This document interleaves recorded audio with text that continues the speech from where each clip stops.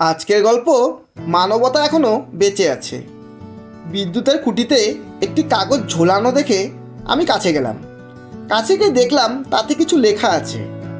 আমি সেটা পড়ে দেখার চেষ্টা করলাম। তাতে লেখা ছিল, কৃপা করে আমার লেখাটি অবশ্যই পড়বেন। কাল এই রাস্তায় আমার একটি 50 টাকার নোট পড়ে গিয়েছে। আমি ঠিকমতো চোখে দেখতে পাই না। কোনো সহৃদয় ব্যক্তি যদি টাকাটা পেয়ে থাকেন তাহলে কৃপা করে আমার বাড়িতে এসে দিয়ে যাবেন।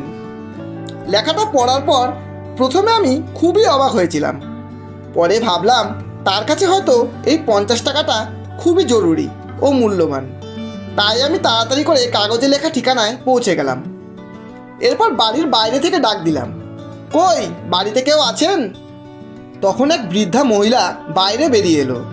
তাকে জিজ্ঞাসা করে জানতে পেলাম তিনি এই বাড়িতে একাই থাকেন, আর তার কেউ নেই। তখন আমি তাকে বললাম, মাসিমা, আপনার হারিয়ে যাওয়া 50 টাকার নোটটা আমি পেয়েছি, ওটাই দিতে এখানে এসেছি। এটা শুনে তখন সেই বৃদ্ধা মহিলার চোখে জল চলে এলো। সে ভেজা চোখে বলল, বাবা, এখনো পর্যন্ত তোমার মতো 70-80 জন লোক এখানে এসে আমাকে 50 টাকার নোট দিয়ে গেছে। আমি এক অতি সাধারণ মহিলা, পড়ালেখা তেমন কিছুই জানি না, আমার কেউ নেই, এখানে আমি একাই থাকি, আর চোখেও কম দেখি। আমার জানা নেই কোন ব্যক্তি আমার এই দুঃখ কষ্ট দেখে আমায় সাহায্য করার জন্য সেই কাগজটি সেখানে লাগিয়েছে। এরপর খুব জেদ করার পর সেই বৃদ্ধা আমার থেকে সেই 50 টাকার নোটটি তো নিয়েছিল, কিন্তু আমায় একটি মিনতি করেছিল যে, বাবা, যাওয়ার সময় সেই কাগজটা তুমি সেখান থেকে ছিঁড়ে ফেলে দিয়ে যেও।